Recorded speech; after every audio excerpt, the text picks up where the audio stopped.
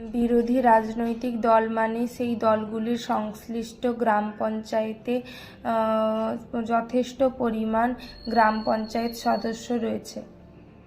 প্রতিটি পঞ্চায়েতের রাজনৈতিক দল রয়েছে এবং তাদের সমর্থকও রয়েছে। সিজিপি প্রকল্পের পছন্দের দুই পক্ষ হল পরিপক্ক রাজনৈতিক দল, অর্থাৎ যে রাজনৈতিক দলের গ্রাম পঞ্চায়েত সদস্যের সংখ্যা অনেক বেশি এবং অন্যান্য রাজনৈতিক দলের গ্রাম পঞ্চায়েতের সদস্যের সংখ্যার সমর্থন কম। এই রাজনৈতিক দলের বিরোধিতাকে অবশ্যই ওই গ্রাম পঞ্চায়েতের সচিবের স্বীকৃতি দিতে হবে। সিজিপি রাজনৈতিক দলের জন্য একটি তহবিল করা হয়, যেটি হলো এসিজিপি গ্রাম পঞ্চায়েত বিরোধী রাজনৈতিক দল সচিব তহবিল। সিজিপি কাজের জন্য উল্লিখিত তহবিলে একটি কমিশন দেবে। এই অনুমোদিত তহবিলে কমিশনটি দুই প্রকারের, একটি হলো এসিজিপি মেম্বারশিপ কমিশন এবং দ্বিতীয়টি হলো এসিজিপি মেম্বারশিপ আর্নিং কমিশন। এসিজিপি সদস্যতা কমিশন হলো গ্রাম পঞ্চায়েতের ভিত্তিতে এসিজিপি সদস্যের মোট সংখ্যা। প্রতিটি এসিজিপি সদস্যের আইডির জন্য লাগবে 25 টাকা।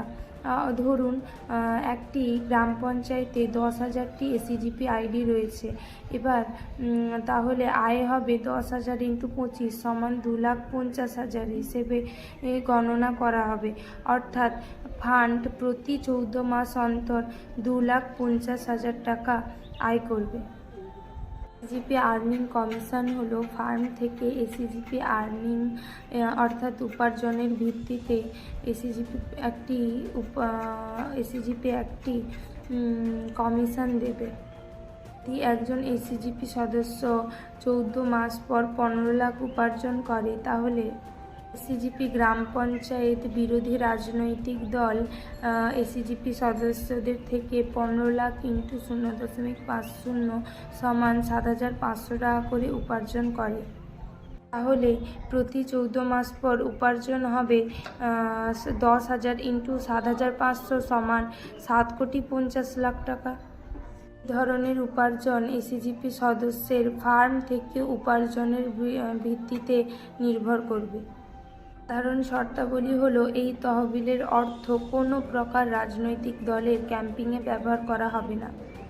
উল্লিখিত গ্রাম পঞ্চায়েতের জন্য এবং স্থানীয় জনগণের জন্য যে কোনো পাবলিক সুবিধা ব্যবহার করবে।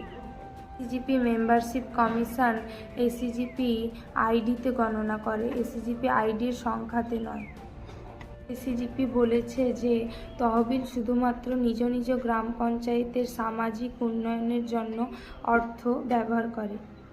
কমিশন সংক্রান্ত সমস্ত বিরোধ শুধুমাত্র এসিজিপির প্যানেল অ্যাডভোকেট দ্বারা সমাধান করা হবে। ধন্যবাদ। এসএনআর ব্যবসায়িক জীবন।